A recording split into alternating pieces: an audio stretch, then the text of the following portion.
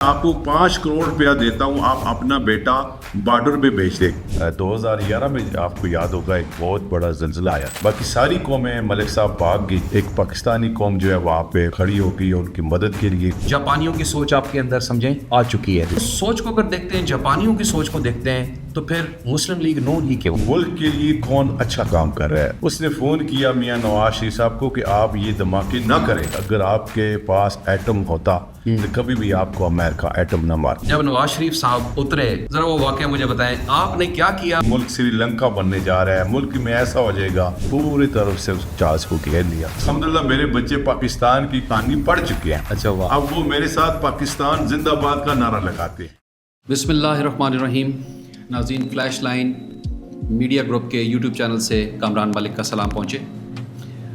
ناظرین، 13، 14 اور 15 تاریخیں اپریل کی یہ بڑی یادگار تاریخیں ہیں۔ پاکستان کی تاریخ میں ایک بہت بڑا ایونٹ منعقد ہوا جسے اوورسیز کنونشن کہا گیا، اور یہ پاکستان کی ہسٹری میں اگر میں ریکال کرتا ہوں تو بہت پہلے یہ ایک واقعہ ہوا تھا کہ اس طرح کا خیال کسی کے ذہن میں آیا کہ کیوں نہ اوورسیز کو بھی بلایا جائے، کچھ ان کے مسائل بھی سنے جائیں۔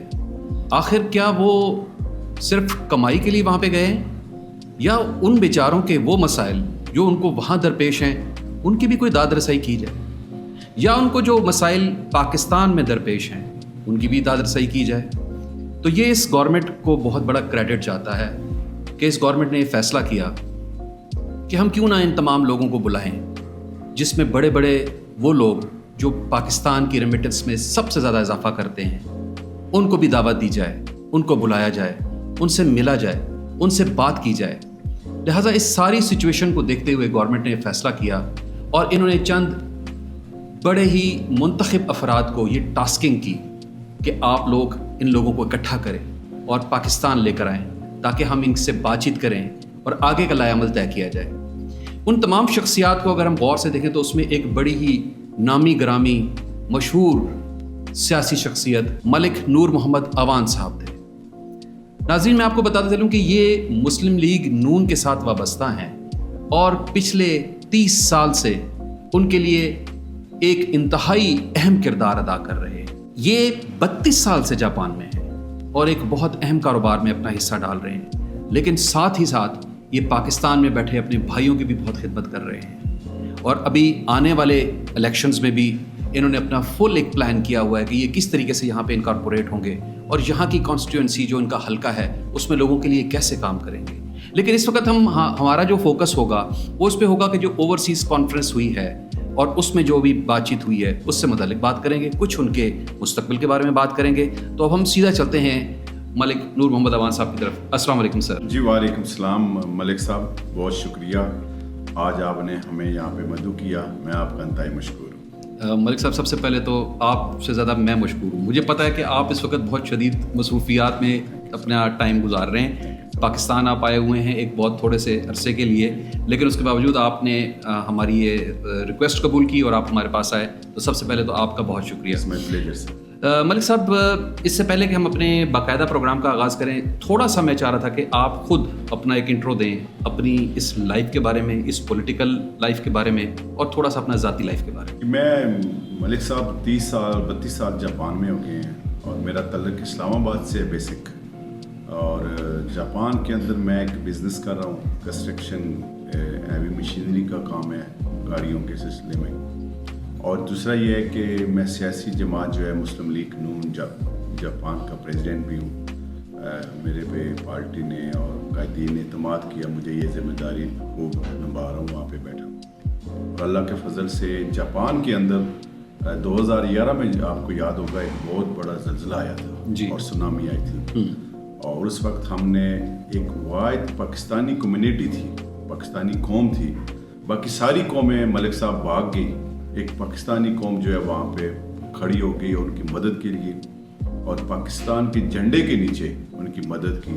اس کے بعد سفیر پاکستان کو جناب وہاں کے بادشاہ نے بلا کے شکریہ ادا کیا کہ ہم اس پاکستانی قوم نے ہماری مشکل وقت میں ہمارے ساتھ کھڑی ہوئی۔ زبردست۔ تو اس کا مطلب ہے کہ وہاں کی جو کمیونٹی ہے اس وقت آپ ڈیفینیٹلی ان کو ایک ہیڈ کر رہے ہوں گے، جس کی وجہ سے آپ نے ان کو سب کو اکٹھا کیا ہوگا، اور وہ وہی وقت تھا جب لوگوں نے آپ کو پہچانا ہوگا کہ یار کام کرنے والا بندہ ہے. یہ موقع ہوتے ہیں نا ملک صاحب. جیپنیز قوم کبھی بھولتی نہیں. ہاں جاپانی قوم, کوئی شک نہیں ہے.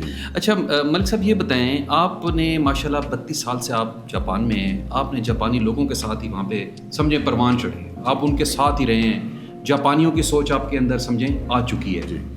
اس سوچ کو اگر دیکھتے ہیں, جاپانیوں کی سوچ کو دیکھتے ہیں, تو پھر مسلم لیگ نون ہی کیوں؟ اصل میں بات یہ ہے کہ پاکستان کے لیے کون بہتر ہے, وہاں پہ جا کے زیادہ ہمیں یہ بات سیکھنے کو ملتی ہے کہ ملک کے لیے کون اچھا کام کر رہا ہے اور کون کرنا چاہ رہا ہے, اور کس کو روکا جا رہا ہے, اور کس کو جو ہے کہ مشکل وقت میں پاکستان کے جو ہے کہ شمولیت کی جو بات ہے. آپ ایٹمی دھماکے دیکھ لیں, جب میاں نواز شریف صاحب کے اوپر پریشر آیا, کلنٹن نے جو ہے کہ 5 فون کر کے کہا کہ نہیں ایسا نہ کرے. مجھے اچھی طرح یاد ہے, میں آپ کو آج وہ جنگ نیوز میں وہ چھپی ہوئی ہے وہ خبر, وہاں کے پرائم منسٹر تھے کوئزمی صاحب, اس کا نام تھا کوئزمی. اس نے فون کیا میاں نواز شریف صاحب کو کہ آپ یہ دھماکے نہ کریں, تو انہوں نے نواز شریف صاحب نے آگے سے جواب دیا کہ اگر آپ کے پاس ایٹم ہوتا تو کبھی بھی آپ کو امریکہ ایٹم نہ مارتا, ہم ضرور انشاءاللہ دھماکے کریں گے. تو یہ جماعت اس لیے میں نے دیکھی کہ یہ پاکستان کی شمولیت کے لیے, پاکستان کے لیے موٹر وے دیکھ لیں, وہ موٹر وے جس پہ F-16 اتر رہی ہے, وہ اورنج ٹرین بن رہی ہے, یہ ہم نے باہر دیکھی ہے. لوگ جو کہتے ہیں سڑکیں نے, وہاں پہ سڑکیں جاپان کے اندر ہائی وے سب سے پہلے ہے, ٹرانسپورٹ کا بڑا اچھا نظام ہے, یہ ملک کی ترقی کا ایک راز ہے. تو جو یہاں پہ ہمارا بہت کم ہے جو نواز شریف صاحب نے کی, اس لیے وہ مجھے شروع سے میں ان کو دوسرا, چونکہ آپ ایک بزنس مین بھی ہیں, تو نون لیگ کا ایک بزنس ماڈل ہے, ان کا ہمیشہ ایک آئیڈیا رہتا ہے کہ بزنس مین جو پاکستان میں ہے یا ابراڈ ہے, اس کو ہم نے اپرچونیٹیز دینی ہے. مجھے لگتا ہے کہ نون لیگ کا یہ بھی ایک سائڈ ہے, اسٹرانگ سائڈ ہے, کہ وہ بزنس مائنڈیڈ لوگوں کو بہت سپورٹ بھی کرتے ہیں اور بزنس میں کافی بہتری بھی آتی ہے. اچھا, اب ہم جب یہ بات کرتے ہیں ساری, تو آپ مجھے یہ بتائیں کہ یہ جو کنونشن ابھی ہوا ہے, اس میں ایکچولی چونکہ آپ تو خود ماشاءاللہ نون لیگ کے سپورٹر اور آپ ان کے بڑے رائٹ ہینڈ رہے ہیں, تو اس کنونشن میں اوور آل آپ کو مختلف دنیا کے مختلف ملکوں سے لوگ آئے ہیں. نون لیگ کی وہاں پر کتنی سپورٹ تھی, کتنے لوگ تھے جو نون لیگ سے آپ کہیں کہ پولیٹیکلی وابستہ تھے؟ اصل میں بیسکلی یہ کسی سیاسی جماعت کا کنونشن نہیں تھا, یہ اصل میں اوورسیز پاکستانیوں کا کنونشن تھا. اس کو ہر اس اوورسیز پاکستانی کو دعوت گئی جو ملک سے باہر رہتے ہیں. میں شکریہ ادا کرتا ہوں وزیر اعظم پاکستان شہباز صاحب کا, وزیر خارجہ اور deputy prime minister Ishaq Dar صاحب کا, اور خصوصاً جناب chief of army staff Syed Asim Munir صاحب کا, کہ جنہوں نے ہمیں جو ہے کہ اپنے گلے لگایا. پہلی دفعہ 97 میں بھی ہوا تھا نواز شریف صاحب کی قیادت میں اوورسیز کنونشن. پہلی دفعہ اتنے بڑے پیمانے پہ پوری اوورسیز میں 2 ہفتے کے نوٹس پہ ملک صاحب پوری دنیا سے 1200 سے زیادہ اوورسیز لوگ پاکستان پہنچ گئے. یہ ان کا حکومت کے اوپر اپنے پاکستان کا پیار کا ایک جو ہے کہ وہ کیا کہتے ہیں اس کو نشانی ہے کہ پاکستان سے لوگ کتنی محبت کرتے ہیں. 2 ہفتے کے نوٹس پہ یہ ساری دنیا سے لوگ وہاں پہ پہنچ گئے. اچھا, تو ملک صاحب اب آپ نے جو بات کی, اس سے مطلب یہ اخذ ہوتا ہے کہ یہ جو کنونشن ہمارا ہوا ہے, اس میں گورنمنٹ کے ساتھ ساتھ فوج نے بھی سپورٹ کی تاکہ لوگ ایزیلی آ سکیں, ان کی اکوموڈیشن ٹھیک ہو, ان کو ٹرانسپورٹ اچھی ملے. تو اب یہ ساری صورتحال دیکھتے ہوئے یہ نظر آ رہا ہے کہ گورنمنٹ اور فوج جو ہے اس وقت بالکل الائن ہے, ایک ہی کشتی پہ دونوں سوار ہیں, ایک ہی پلیٹ فارم پہ چل رہے ہیں. لیکن اگر میں پاسٹ میں دیکھتا ہوں تو نون لیگ نے ہمیشہ اپنے راستے علیحدہ کیے پاکستان فوج سے, اور ہمیشہ ان کو نقصان اٹھانا پڑا. تو کیا میں یہ کہہ سکتا ہوں کہ اب نون لیگ کو یہ بات سمجھ میں آ گئی ہے, یا آپ کو لگ رہا ہے کہ آنے والے ٹائم میں کوئی پھر ایسے اختلافات پیدا ہو سکتے ہیں؟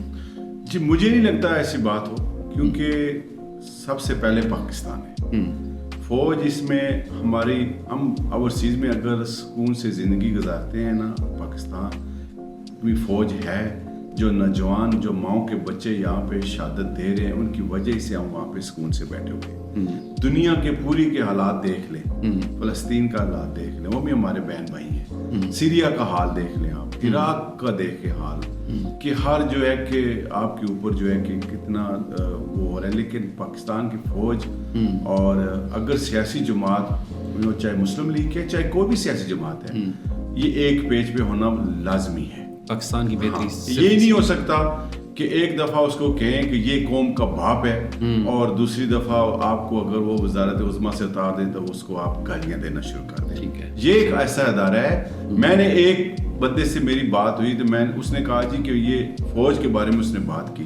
میں نے کہا جی میں آپ کو 5 کروڑ روپیہ دیتا ہوں, آپ اپنا بیٹا بارڈر پہ بھیج دیں. اس نے کہا ملک صاحب مجھے آپ 5 ارب بھی دیں تو میں اپنے بیٹے کو آپ کو وال بھی نہیں دوں گا, لیکن وہاں پہ جو بچے شہید ہو رہے ہیں تو ان کی قربانیوں کو ہمیں یاد کرنا چاہیے, اپریشیٹ کرنا چاہیے. یہ بڑا مشکل کام ہے. تو فوج جو ہے کہ اوورسیز میں بڑی اوورسیز والے ماشاءاللہ جو کہتے تھے نا کہ فوج سے لوگ نفرت کرتے ہیں, یہ بالکل غلط ہے. یہ فوج کی وجہ سے سارے لوگ مسلم, یہ وزیر اعظم پاکستان کی وجہ سے یہاں پہ فوراً 2 ہفتے کے نوٹس پہ یہ ایک محبت کا ایک جو ہے کہ سلسلہ ہے کہ جو یہاں پہ پاکستان میں سارے پہنچ گئے. نہیں بالکل اس میں مجھے کوئی شک نہیں ہے. یہ جس واقعی مجھے یہ خبر ملی تھی کہ ایک پلان ہوا ہے اور پھر اس کے بعد مجھے خبر ملی کہ جی ایگزیکیوٹ ہو رہا ہے, اور پھر میں حیران ہوا کہ لوگ پہنچ گئے. اس میں مجھے کوئی شک نہیں ہے, واقعی مجھے حیرانگی ہوئی ہے. لیکن یہ جو فوج کے آپ نے بتایا نا دلیرانہ اور بہادری والی بات چیت کی ہے, اس میں ہمیں کوئی شک نہیں ہے, کوئی دوسری بات نہیں ہے کہ فوج کے اوپر جو بارڈر کا جوان اگر رات کو جاگ رہا ہے تو اس لیے کہ ہم سو رہے ہیں, ہم سوئیں گے تبھی بھائی کہ وہ بارڈر پہ جاگ رہے ہیں. یہ بات آپ کی. آپ میں بھی ویسے فوجی صلاحیتیں ہیں. اگر میں ریکال کرتا ہوں تو جب نواز شریف صاحب اترے, ذرا وہ واقعہ مجھے بتائیں, آپ نے کیا کیا, وہ ایکشن کیسے کیا, اور اس ایکشن کی وجہ سے آپ کے اندر جو ایک جذبہ پیدا ہوا اس وقت, اس کے بارے میں تھوڑا سا بتائیں. وہ ایک آج تک میرے ذہن میں وہ سین گھومتا ہے, تو میں چاہ رہا ہوں عوام کو بھی پتہ لگے کہ آپ نے کیا کیا تھا. دیکھیے جی, میں اس وقت 13 جولائی کو بھی نواز شریف صاحب کے ساتھ ہم وہاں سے لندن سے, ایئر بھی بتائیں کون سا سن تھا. یہ 2017 کی بات, 18 کی بات, 18 ٹھیک ہے, اور یہ 13 جولائی تھی جی. ٹھیک ہے. وہ لندن سے ابوظہبی سے لاہور آئے تھے. تو ہوا یہ تھا کہ وہ جہاز جو ہے نا انہوں نے رن وے کے اوپر کھڑا کر دیا تھا. اوکے. تو میں نے یہ کہا کہ کیونکہ میں ان کے ساتھ ہی بیٹھا ہوا تھا, تو میں نے کہا کہ جو انتظامیہ تھی وہاں کی, میں نے کہا کہ آپ یہ جہاز ٹیوب کے ساتھ لگائیں. تو آپ نے نیب جو آیا ہوا ہے گرفتاری دینے کے لیے تو آئے ہیں, پیش ہونے کے لیے آئے ہیں, تو یہ نہ کریں. لیکن انہوں نے جہاز کو رن وے کے سینٹر میں کھڑا کر دیا اور پوری طرف سے اس جہاز کو گھیر لیا. تو وہاں پہ پھر ان سے میری بحث تسم ہوئی. پھر وہ ایک سیاسی ورکر ہوں, پھر میرے پہ تشدد ہوا اور بہت زیادہ ہوا, اور بلکہ یہ تک آ گیا کہ نواز شریف کا نام نہیں لینا. الحمدللہ نواز شریف کا نام آج بھی لے رہے ہیں. اس وقت بھی ان کو بھی یہ کہا تھا کہ نواز شریف کا نام نہیں چھوڑ سکتا, ایک سیاسی ورکر ہوں. تو یہ جاپان میں رہ کے بھی نواز شریف کا نام ہم نے لیتے رہے ہیں, اور یہ کیونکہ ملک کے ساتھ اور نواز کے ساتھ ایک محبت کا رشتہ ہے, تو یہ زبردستی آپ نہیں کسی کے ساتھ کر سکتے. تو یہ چیزیں سیاسی کے ورکروں کے ساتھ ہوتی رہتی ہیں. تو اس میں کسی ادارے کو برا کہنا, کسی شخص کو برا کہنا, میں نے آج تک کسی شخص کو برا نہیں کہا. میرے ساتھ جس نے کیا وہ بھی مجھے پتہ ہے, کروانے والے بھی پتہ ہے, وہ تشدد کرنے والے بھی ہوتا ہے. میں آج بھی ہاسپٹل مطلب میں علاج کروا رہا ہوں. میرے پہ اتنا تشدد ہوا تھا, لیکن یہ اتنی کہ میں, یہ میری اپنی جو ہے سوچ ہے, میرا اپنی جو ہے کہ میں مرضی سے قائد کے ساتھ آیا. مجھے کسی نے وہ نہیں کہا تھا. لیکن یہ نہیں کہ میں اپنی فوج پہ, اپنی کسی ادارے پہ, کسی ایک انسان کو صبح شام برا بلا کہہ دوں. میرے ساتھ یہ ہوا تھا. آج الحمدللہ پاکستان میں آئے, وہ بڑی عزت ملی. ایئرپورٹ پہ اسٹیٹ گیسٹ ہاؤس میں ہمیں انہوں نے بٹھایا, ویلکم کیا. پھر ہوٹلوں میں اسپیشل او پی ایف جناب ایم ڈی جناب افضال پٹی صاحب کا, سید چیئرمین سید قمر شاہ صاحب کا, اور پوری او پی ایف کی جو ٹیم تھی, جو بچے ہوٹل میں ہمارا دیکھ, ان کی اتنی تمیز سے, جو اوورسیز والے چاہ رہے تھے سر, اور جناب کے بعد انہوں نے ہم سے بات ہی نہیں کی. بڑی عزت سے پیش آئے, بڑے اچھے انہوں نے ہمیں خیال رکھا, بڑا اچھا پروٹوکول دیا. اچھا ملک صاحب, ابھی جس طرح آپ نے بتایا ماشاءاللہ اتنی آپ لوگوں کو عزت ملی, اور جیسا میں پتہ ہے کہ ریمیٹنسز کا میکسیمم جو ہے وہ ہمارے پاس آتا ہی اوورسیز سے, اور اوورسیز کا جتنا ایک انوالومنٹ ہے پاکستان کے معاملات میں, تو آپ کو نہیں لگتا کہ اوورسیز کو ووٹ کا بھی حق ملنا چاہیے؟ جی میں کہتا ہوں ووٹ سے زیادہ جو ہے ہماری نمائندگی ہونا وہ زیادہ ضروری ہے. مطلب ایشین ایجن سے آپ 2 بندے لے لیں, یورپ سے لے لیں, مڈل ایسٹ سے لے لیں. زیادہ کمیونٹی جو ہے مڈل ایسٹ میں ہماری بہت زیادہ کمیونٹی, وہاں سے اگر آپ کو سینٹ میں دے دیں, اس میں اپنا جو ہے کہ قومی اسمبلی میں لے لیں, مشیر بنا دیں. اس کے بعد ساؤتھ امریکہ میں لوگ پاکستانی بستے ہیں, ان سے لے لیں. یہ زیادہ میں کہتا ہوں کہ لوگوں کے کام میں اور لوگوں کے مسائل حل کرنے میں ہمیں زیادہ سہولت ہوگی, کیونکہ ہم ڈائریکٹ جو ہے کہ اسمبلی میں بیٹھے ہوں گے اور اس منسٹری کے پاس پہنچنے میں ہمیں 2 منٹ بھی نہیں لگے گی. اچھا, یہ جو جن کا آپ نے ذکر کیا کہ یہ اس طرح ہمارے سلیکٹڈ نمائندے وہ آپ کر لیں, ایک ہوتا ہے کہ سلیکٹڈ نمائندے, ایک ہے کہ الیکٹڈ نمائندے. اب آپ کہتے ہیں کہ کیا یہ پاسبلٹی ہے کہ وہاں پہ بیٹھی ہوئی کمیونٹی وہاں کے لوگوں کو ہی ووٹ کرے, ان میں سے جو جیتے اس کو آپ الیکٹ کر کے ممبر بنا لیں؟ اس طرح کبھی کوئی آپشن ذہن میں کبھی آیا؟ طریقہ کار اب جیسے گورنمنٹ نے بنانا ہے کہ وہاں کی ووٹ کروانے ہیں یا یہاں پہ آ کے الیکشن لڑوانا ہے اس کو, یا اس کو کوئی خصوصی سیٹیں دینی ہے, کچھ بھی. یہ گورنمنٹ ایک قانون بنائے گی, وہ خود ہی وہ بتائے گی کہ اس کو کیسے کرنا ہے. تو میں تو کہتا ہوں کہ الیکشن نہ بھی ہوں اوورسیز میں, اور جو ہے کہ وہ یہاں پہ جو لوگ دنیا میں زیادہ رہتے ہیں وہاں کے لوگ نمائندگی لیے جائیں. جس ملک میں زیادہ لوگ کام کر رہے ہیں ان کی نمائندگی ہونی چاہیے, سینٹ میں بھی ہونی چاہیے اور قومی اسمبلی بھی ہونی چاہیے. طریقہ کار جو ہے وہ گورنمنٹ خود دیکھ لے. جی اچھا, دوسرا مجھے ملک صاحب یہ بتائیں کہ ابھی یہ جو ہمارا کنونشن ہوا ہے اس میں ڈیفینیٹلی کافی سارے پرابلمز ہوں گے جو آپ لوگوں نے ہائی لائٹ بھی کیے ہوں گے. تو کوئی چیدہ ایسا بتائیں, کوئی ایسی چیز جو اسی وقت پرائم منسٹر نے یا chief of the army staff نے ایکسیپٹ کیا کہ ہم یہ مسئلہ حل کریں گے. دیکھیے جی, سب سے بڑا ہمارا مسئلہ تھا کہ جو ہے کہ وہ بچوں کی یونیورسٹیوں میں داخلے نہیں ملتے تھے. پہلے او پی ایف اسکول میں ہمیں بچوں کو وہ اوورسیز پاکستانی اسکول ہے. اب الحمدللہ انہوں نے اعلان کر دیا کہ پورے پاکستان کی جتنی بھی یونیورسٹی میں اس میں اوورسیز والوں کو 5% کوٹا ملے گا. اچھا اچھا, ہاں جی. اور میڈیکل یونیورسٹی میں علیحدہ 5% کوٹا ملے گا.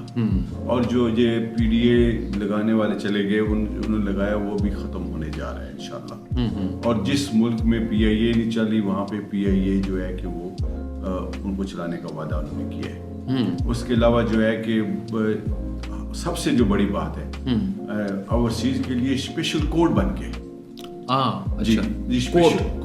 کوڈ بن گئے جس سے اوورسیز پاکستانی کو صرف 3 مہینے میں اس کیس کا فیصلہ ہوگا, وہ صرف اوورسیز کے لیے ہوگا. اچھا, تو اس سے بڑی جس کی انہوں نے کہا جس کی زمینوں پہ قبضہ ہے, جس کی گھر پہ قبضہ ہے, کسی کا کوئی زیادتی ہو رہی ہے, وزیر اعظم صاحب نے کہا اور آرمی چیف صاحب ان کے لیے ہمارے دروازے 24 گھنٹے کھلے ہوئے ہیں. اس لیے انہوں نے او پی ایف پہ پھر جو ہے کہ انہوں نے بلایا اور ہم سے میٹنگ کی.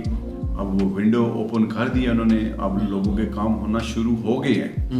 بہت سے کام انہوں نے جو ہے کہ ماشاءاللہ اس حکومت نے ہمیں بڑے تحفے دیے. اچھا, بڑے لوگ ہم یہاں سے خوش جا رہے ہیں اور پوری اوورسیز بڑی خوشیاں. اور سب سے بڑا انہوں نے جو ہے کہ میرپور والوں کے لیے ایئرپورٹ کا اعلان کر دیا. میرپور, ہاں جی, وہاں تو بہت بلک ہے, دنیا ہے نا. ہاں دنیا ہے جی. تو وہ میرپور میں سارا وہ بھی علاقہ ایک خصوصی علاقے کے لیے تو نہیں ہے, سارے لوگ وہ ایئرپورٹ یوز کریں گے. جیلوں میں ہے, گجرات ہے, نزدیک جتنا بھی گجر خان ہے, روات ہے, یہ سارے اس کو یوز کریں گے. ایک ایئرپورٹ کا اعلان ہوا ہے. تو یہ کتنی بڑی بات ہے جی کہ اوورسیز کو. اچھا ملک صاحب, آپ بالکل وہ ذرا نیوٹرل ہو کے مجھے یہ بتائیں کہ آپ کو مسلم لیگ نون کا آگے فیوچر پاکستان میں کیسا نظر آ رہا ہے؟ فیوچر پاکستان کا جس طرح یہ عوام کو ریلیف دے رہے ہیں جی, جیسے کہ ابھی بجلی سستی کی ہے, کتنے حالات مشکل حالات میں ملک ڈیفالٹ ہونے جا رہا تھا. خبریں چلنا کہ ملک سری لنکا بننے جا رہا ہے, ملک میں ایسا ہو جائے گا. الحمدللہ ملک اب اپنے پاؤں پہ کھڑا ہو گیا ہے. فوج اور گورنمنٹ ایک پیج میں بالکل ہے. وزیر اعظم صاحب یہ کیونکہ ملک کے لیے ہے تو ہونا بھی چاہیے. تو ہم اوورسیز والے بھی فوج اور گورنمنٹ کے ساتھ کھڑے ہیں. یہ بڑی اچھی بات ہے جی, بہت اچھی بات ہے یہ آپ نے جو کہی ہے. کیونکہ میں اگر بطور صحافی یا ایک جرنلسٹ یا ایک اینکر ہونے کے ناطے میں اگر یہ دیکھتا ہوں تو واقعی مجھے یہ فرسٹ ٹائم, جیسے میں نے پہلے آپ کو بتایا, یہ فرسٹ ٹائم مجھے نظر آیا. اور اللہ کرے کہ جس طرح کی آپ نے بات کہی ہے آگے واقعی ایسا ہوتا رہے, یہ اکٹھے چلتے رہیں اور ان کے ساتھ جو باقی ادارے ہیں وہ سارے کھڑے رہیں, تو عوام کے لیے بہتری ہے. اور جیسے آپ نے کہا کہ اب ملک اصل میں نا اپنے پیروں پہ کھڑا ہونے کا جو ٹائم پروسیس ہے اس میں تمام جماعتوں کو بڑا ضروری ہے کہ وہ ساتھ دیں. اچھا ملک صاحب مجھے یہ بتائیں, آپ کی ماشاء اللہ اپنی ایک پرسنل لائف بھی ہے اور آپ اس لائف میں بھی ڈیفینیٹلی بزی ہوتے ہوں گے, آپ کا بزنس بھی ہے. یہ پالیٹکس, بزنس, پرسنل لائف, اس کو بیلنس کیسے کرتے ہیں؟ देखिए जी, जापान में टाइम की कीमत बहुत ज़्यादा है, हाँ बहुत ज़्यादा कीमत है, लेकिन आपने के लिए तो सब कुछ कर सकते हैं। पाकिस्तान में आपने उनके लिए क्या करना है? उनके लिए हमने मैन पावर में जापान में लोग चाहिए। हम उनको एडवाइस करते हैं कि आप जापान आए। देखिए, ओवरसीज वालों को रोका गया, सेवल ना फरमानी करें, पाकिस्तान में पैसे ना भेजें। उन्होंने $5 अरब फालतू भेज दिए। वाह, $30 अरब भेजते थे, हाँ। अब उन्होंने $5 अरब फालतू भेज दिए। वाह। फालतू की मुराद ज्यादा भेज दिए। तो उन्होंने कहा नहीं, हमने पाकिस्तान की सोचनी है, हमने किसी सियासी जमात की नहीं सोचनी, हमने पहले पाकिस्तान है। पाकिस्तान है तो सियासी जमातें हैं ना। तो मैं कहता हूँ कि ये यहाँ पे जो पाकिस्तानी है फैमिली के अलावा भी, उन सब का हमारा सोचना काम है। पूरी दुनिया में मैन पावर में लोग जो है, लोगों की जरूरत है। सबसे पहले तो हमें परदेश बड़ा मुश्किल काम है। कोई शक। सबसे पहले मलिक साहब, हमें वहाँ की लैंग्वेज सीखनी पड़ती है, फिर वहाँ पे शादी करनी पड़ती है। अब मेरी अल्हम्दुलिल्लाह जापानीज वाइफ है, अच्छा, अल्हम्दुलिल्लाह 6 बच्चे हैं। ठीक है, हाँ, माशाल्लाह। और वो यहाँ भी पाकिस्तान में पढ़े हैं, कुरान उन्होंने यहाँ पे वाह। पढ़ा है, क्योंकि मैंने उनको पाकिस्तान की कहानी पढ़ानी है। मैं खुद तो, मेरी वाइफ ने बड़ा अच्छा मुझसे सवाल किया, कहता है खुद परदेश आ गए हो और यहाँ से बच्चों को परदेश भेज रहे हो। मैंने कहा नहीं, ये बात नहीं है। कमली बात ये है कि बच्चों को मैंने पाकिस्तान की कहानी पढ़ानी है। हाँ, तो अल्हम्दुलिल्लाह मेरे बच्चे पाकिस्तान की कहानी पढ़ चुके हैं। अच्छा, वाह। अब वो मेरे साथ पाकिस्तान जिंदाबाद का नारा लगाते हैं। तो घर में आप लोग उर्दू बोलते हैं, जापानी बोलते हैं क्या? ये मिक्स, ज्यादातर उर्दू भी चलती है और जापानीज भी चलती है। अच्छा। इंग्लिश नहीं बोलते वो ज्यादा, वो आती है लोगों को लेकिन कम बोलते हैं। तो मलिक साहब, अभी आने वाले इलेक्शनों में आपका प्लान क्या है, और जिस हल्के से आप प्लान कर रहे हैं, अगर आपकी प्लानिंग में है, उनके लिए आप जापान में बैठ के क्या करते हैं, या अभी आप आए हैं तो उनके लिए क्या कर रहे हैं, उनको किन मुश्किलात का सामना है, आप कैसे रिजॉल्व करेंगे? मलिक साहब, मैं पिछले इलेक्शन में टिकट होल्डर था। अच्छा जी, तो मेरी जमात ने बुला के मुझे बताया कि हमने ये फैसला किया है। तो मैंने अपने कैंडिडेट की पूरी हमायत की और पूरा यहाँ पे रह के इलेक्शन लड़ा। अल्हम्दुलिल्लाह वो कामयाब भी हो गए। कौन? अंजुम अकील खान साहब। हाँ, बिल्कुल ठीक है जी, तो वो मेरे फैमिली के भी हैं, बरादरी भी किए हैं, और हम जो है कि जमात की बात को हमने एक्सेप्ट किया, उनके फैसले को एक्सेप्ट किया, और इंशाल्लाह आगे भी चांस जो मिला तो इंशाल्लाह हम जो इलेक्शन और ओवरसीज से नहीं तो हम यहाँ से इस्लामाबाद से ज़रूर इंशाल्लाह लड़ने का। तो आप कनेक्टेड कैसे रहते हैं अपने आवाम से? क्योंकि लोग तो देखें आपको सब जानते हैं, कोई भूलेगा नहीं जो आपने शेख रशीद साहब को जो जी। एक ऑफर दी थी ना, जी। वो सबको याद है। तो बात ये है कि लोग आपको तो ही मेन फेस समझते हैं, ठीक है। अकील साहब की अपनी एक जगह है, आई नो, वो एक अपनी एक क्रेडिबिलिटी रखते हैं, लेकिन डेफिनेटली लोग आपको वो एक फेस मानते हैं। तो अगर आप उनसे कनेक्टेड नहीं रहते तो फिर आपको नहीं लगता कि एक वैक्यूम क्रिएट हो गया है, गैप क्रिएट हो गया है? मेरे भाई हैं जी, यहाँ पे चेयरमैन का इलेक्शन भी लड़े हैं माशाल्लाह, वो जीत भी गए हैं, और वहाँ पे फिर वो बड़ा आवाम के साथ नेट में रहते हैं। अच्छा। हाँ जी, मैं आता हूँ, मैं खुद भी लोगों के जो मसाइल हैं, अभी हमारी एक हुकूमत है, तो जो लोग आते हैं हमारे पास, उनकी बात हम सुनते हैं, उनके मसाइल जो हल करवाने की पूरी कोशिश करते हैं, और इंशाल्लाह अल्हम्दुलिल्लाह करवा भी नहीं है। अच्छा, तो लोगों के साथ हम राब्ते में हैं, ये ज़रूरी है। या बेसिक इस्लामाबाद से हैं, बड़ा ज़रूरी। लोग हमें जानते भी हैं, बाहर के लोग भी जानते हैं, और यहाँ के जो लोकल लोग वो भी जानते हैं, बड़ी मोहब्बत करते हैं, और लोगों का इरादा भी यही है कि आप इलेक्शन लड़ें। अच्छा, अगर तो बस फिर लड़े ना, इंशाल्लाह। हमें भी बड़ी खुशी होगी कि हमारे मलिक भाई हैं, हमारे दोस्त हैं, और इलेक्शन में खड़े हुए हैं। हमारी तरफ से भी आपको बड़ी सपोर्ट मिलेगी इंशाल्लाह। बहुत शुक्रिया जी। और मैं वंस अगेन मलिक साहब आपका बहुत बहुत शुक्रगुजार हूँ कि आप हमारे पास तशरीफ़ लाए। आपने अपने कुछ सियासी कैरियर के बारे में बताया, कुछ आपने हमें अपना ओवरसीज़ कन्वेंशन के बारे में बताया, और इंशाल्लाह कभी ज़िंदगी में दोबारा मौका मिलेगा तो हम दोबारा आपको बुलाएंगे। अब आप हैं यहाँ पे बहुत थोड़े अरसे के लिए, वरना मेरे पास बातें बहुत करने को हैं, लेकिन आपकी कमिटमेंट देख के ना मैं खामोश हूँ, मैं आपसे मज़ीद चीज़ें नहीं पूछ रहा। लेकिन किसी दिन हो सकता है कि मैं अचानक आपको कहूँ कि मलिक साहब आज हमें थोड़ा सा वक्त दें, तो मैं आपको फिर ज़रूर बुलाऊँगा। तो नाज़रीन, हमने आज मलिक नूर मोहम्मद अवान साहब को जो बुलाया है, उन्होंने बहुत ही जो सीधा बातें की, उसमें सबसे पहली बात यही है कि बेसिकली ये मुस्लिम लीग नून के साथ मुंसलिक हैं पिछले 32 साल से, और ये एक सबसे बड़ी वफादारी का नमूना है कि कोई एक शख्स, मेरा ख्याल है बहुत कम सियासी लीडर होंगे जो किसी एक ही पार्टी के साथ पिछले 32 साल से मुंसलिक है। 32 साल कहना आसान है, बट بہت بڑی بات ہے. 32 سال سے وہ ان کے ساتھ منسلک ہیں. یہ چاہتے تو ان کے پاس بڑے اپرچونٹیز ہوتی, بڑے آپشنز تھے, لیکن یہ کہیں نہیں گئے, اور یہ آج بھی اپنے قائد کے ساتھ کھڑے ہیں اور ہر جگہ پہ ان کے ساتھ قدم بقدم ملانے کے لیے تیار ہیں. اور آنے والے ٹائم کے لیے ہمیشہ ان کے ذہن میں ایک جو مختلف پلانس ہیں جو انہوں نے سوچا ہے, اللہ کرے وہ اسی طرح ہی کام ہو اور یہ اسی طرح ہی اس کو پورا کر سکیں, اپنے حلقے کے عوام کے لیے خدمت کر سکیں. جو آج انہوں نے باتیں کہی ہیں, باتیں بہت اچھی ہیں اور ہمیں امید ہے کہ یہ انشاءاللہ ان پہ عمل پیرا بھی ہوں گے. تو انشاءاللہ ہم دوبارہ کبھی کسی اور موقع پہ ان کو دوبارہ دعوت بھی دیں گے اور ہم ان سے مزید باتیں بھی کریں گے, اور کسی اور پروگرام میں ہم دیکھتے ہیں کہ ہمارے پاس اور ان سے بات کرنے کے لیے کیا کچھ ہے. تب تک کے لیے اجازت دیجیے, انشاءاللہ پھر کبھی حاضر ہوں گے. اللہ حافظ.